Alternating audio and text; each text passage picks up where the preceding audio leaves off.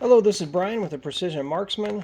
I'm just working on loads for a gun. It's a 6.5 PRC. Loaded for this gun many times. It's my friend's gun. He lives down the road from me, about a half a mile. We found that with the lighter bullets, we're shooting coppers, that the H4831 shortcut is probably the most stable for both good velocity and good pressures. We shoot for between about 3150 and 3200 feet per second. We're loading 125 Mcguire bullets, copper bullet. We used to load Badlands in this and Barnes, the 125 Badlands. They are no longer in business. And then the 127 Barnes is an excellent bullet. It's the LRX. Both loads were around 59 grains, 4831, which is a hot load, but I always take it up at least 2 to 3% above that to check. And I took that load up to about 60.5 or 61 grains with no issues. And so it's a good hot load, but not excessive pressure. The primer pockets are great. Shooting Federal 210s.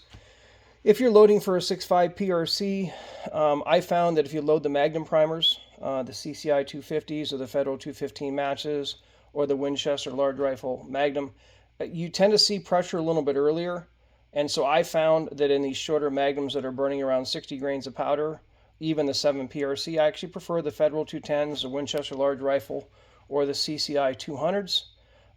I loaded up, for right now, I measured the seating depth into the lands. It was 3.100, and of course the mag length on a PRC is going to be about 2.98 as maximum, but for me it's 2.95. I don't like more than that with a hunting bullet or any type of bullet that you have to feed consistently. And I know consistently that you want to start around 57.5 to 58 grains, and I do half grain increments. I'm going to do 2 shots each. Here's 2 ready to go when I get to the range. You can see there's just enough room, and the magazine tip, it's about 30 to 40 thousandths clearance.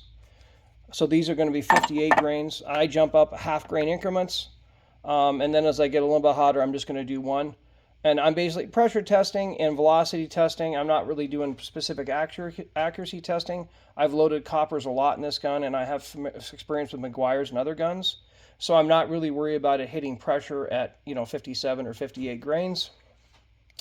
And then depending on how the bullet impact is on the target, if it's jumping around a lot, how the velocity is going, then I'll start doing like 3-shot groups.